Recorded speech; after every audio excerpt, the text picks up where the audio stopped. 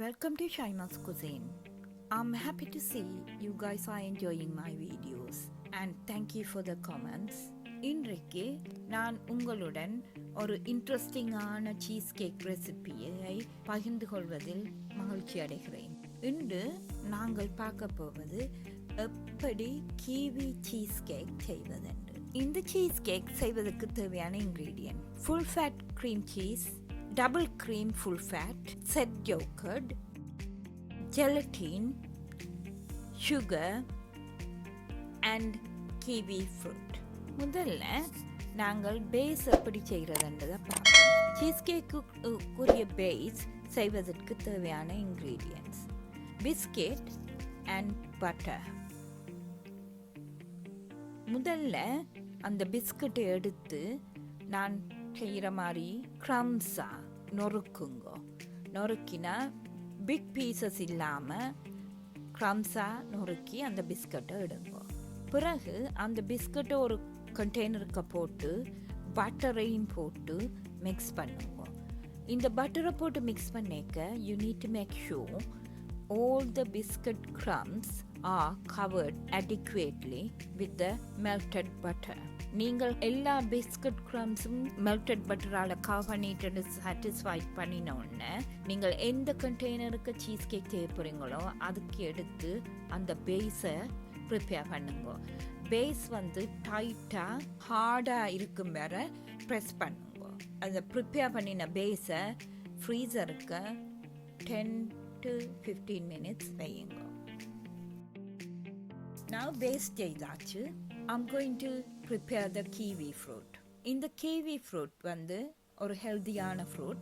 இது very rich in vitamin A and E, and இந்த kiwi fruit originated from China, and at that time it was called Chinese gooseberries. Nutrition wise இதில் நிரம்ப potassium இருக்குது. பனானாவை போல் ஒரேஞ்சோட ஒப்புடைக்குள்ள விட்டமின் சி இந்த கிவி ஃப்ரூட்டில் இருக்கும். ஒரு லேயருக்கு கிவியை எடுத்து மிக்ஸ் பண்ண போகிறேன். அதால் இந்த கிவியை ஃப்ரெஷ்ஷாக மிக்ஸ் பண்ணாமல் ஸ்லைட்டாக சுகர் சொல்யூஷனில் குக் பண்ணி போட்டு மிக்ஸ் பண்ண போகிறேன். சீனியை போட்டு மெல்ட் பண்ண மட்டும் ஹீட் பண்ணுங்க. just a few seconds and put the kiwi fruit into it and just cook it until it is turned color to pale yellow. நீங்கள் இப்படி மிக்ஸ் பண்ணிக்க you have to mix it thoroughly to cover all the slices are covered with sugar solution. எடுத்து நல்லா mash பண்ணுங்க. Mash பண்ணி அந்த big பீசஸாக இல்லாமல் ஒரு ரெண்டம் சின்ன சின்ன பீசஸாக உடையுங்க. That's it. Now கிவி நாங்கள் ப்ரிப்பேர் பண்ணிட்டோம். இப்போ அந்த சீஸ் மிக்ஸ் ப்ரிப்பேர் பண்ண போகிறோம்.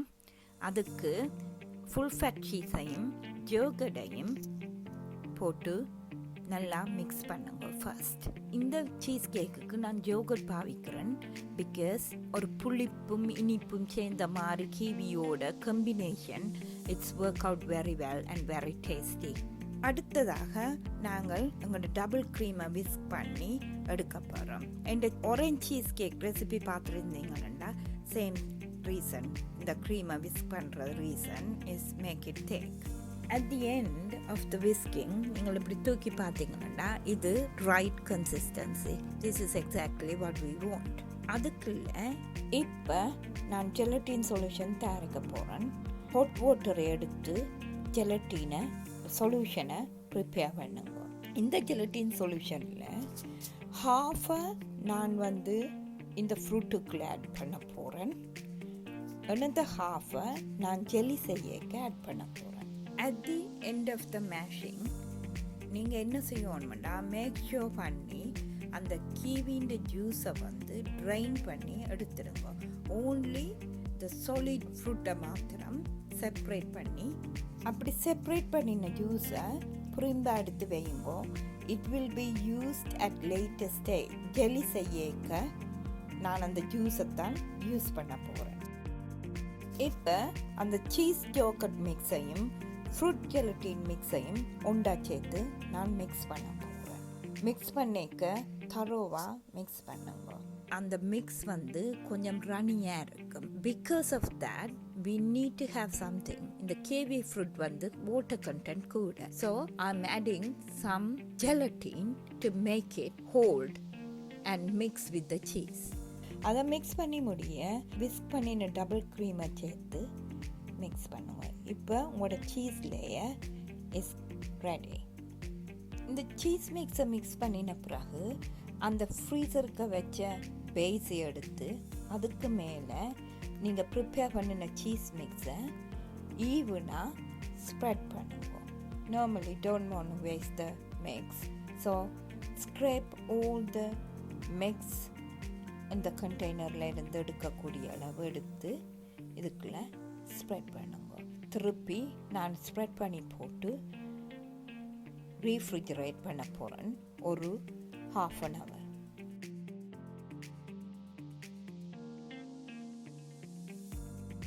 அந்த 1/2 hour ரீஃப்ரிஜரேட் பண்ணின பிறகு சேம் மெத்தடில் நான் கீவி சேர்க்காம ஒரு சீஸ் கேக் மிக்ஸ் ஒன்று செய்து வச்சுருந்தேன். நான் அதை மேலே போட போகிறேன்.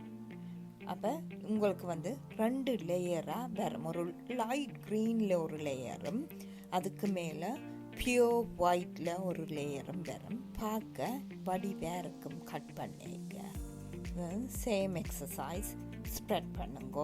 ஸ்ப்ரெட் பண்ணி போட்டு another 1/2 hour to 45 minutes set பண்ண ஃப்ரிட்ஜுக்கு வைக்க போகிறேன்.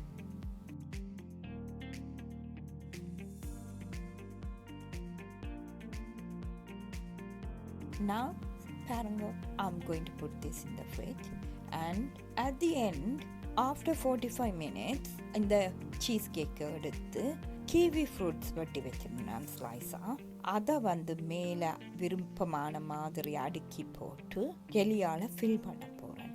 அகெயின் ஜெல்லி ஃபில் பண்ணிக்க உங்களுக்கு தெரியும், ஒரே மிக்க பண்ணாமல் கொஞ்சம் கொஞ்சமாக ஃப்ரூட்டுக்கு மேலே ஜெல்லியை ஸ்பூனால் விட்டிங்களா அது கேப்புக்கு ஃபில் பண்ணும் தானே. பிறகு அட் தி எண்ட் நீங்கள் எல்லா ஜெல்லியையும் அதுக்குள்ளே ட்ரான்ஸ்ஃபர் பண்ணுங்க. கிட்ட 2 to 3 hours கிட்ட ஃப்ரிட்ஜுக்கு வையுங்க செட் பண்ணுறதுக்கு. ஆஃப்டர் 2 to 3 hours நீங்கள் அந்த ஜெல்லியை எடுத்து சர்வ் பண்ணலாம். I hope இந்த ரெசிபி உங்களுக்கு நல்லா பிடிச்சிருக்குமென்று. If you like this recipe, please give it a like and leave some comment. And if you want to continuously see more interesting recipes, please subscribe and click the bell button. Thank you for watching.